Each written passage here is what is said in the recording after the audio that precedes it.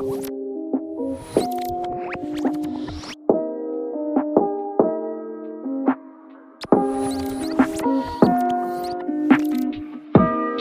sa mga European country ay mahigpit na ipinagbabawal ang 15 horsepower para sa isang maliit na makina, ibahin mo dito sa Southeast Asia.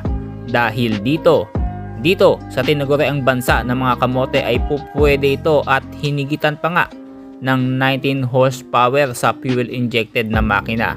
Isabay mo pa ang mga mala Superman na hinete nito na walang helmet. Ito ang Raider R150, also known as the Underbone Kamote King sa bansa, na sumibak sa lahat ng mga underbone mula noon at sa mga darating pang underbone ay wala na pong magbabago dito, kulay na lang.